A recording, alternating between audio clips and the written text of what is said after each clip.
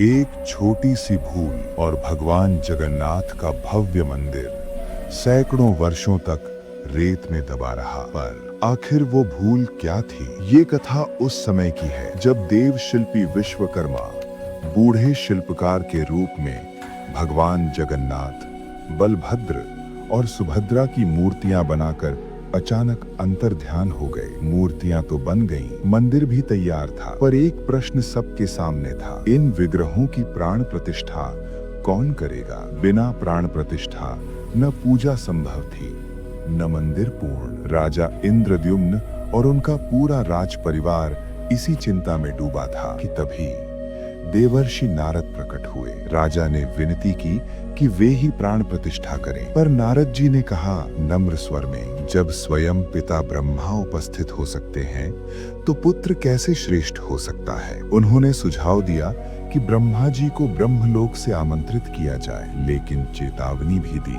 गंभीर स्वर, ब्रह्मलोक की यात्रा में पृथ्वी पर सैकड़ों वर्ष बीत जाएंगे। लौटने पर न राज्य रहेगा न परिवार। राजा मृत्यु से नहीं डरे, पर मंदिर की चिंता उन्हें व्याकुल कर रही थी।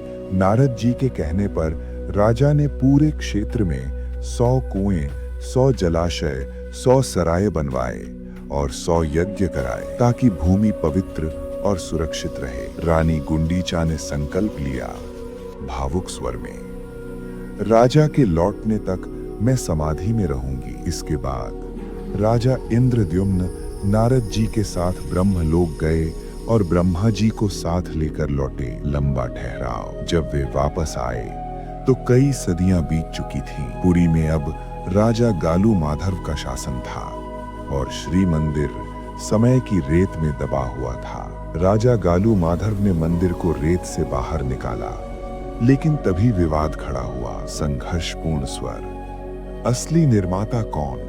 इंद्रद्युम्न ने कहा कि मंदिर का मूल निर्माण नील माधव की आज्ञा और हनुमान जी की सहायता से उन्होंने किया था। गालू माधव को संदेह था। तभी हनुमान जी साधु के वेश में प्रकट हुए। उन्होंने कहा गंभीर स्वर में, यदि यही सच्चे निर्माता हैं तो इन्हें गर्भगृह का मार्ग खोजने दीजिए। इंद्रद्युम्न ने सहज ही वो मार्ग ढूंढ लिया।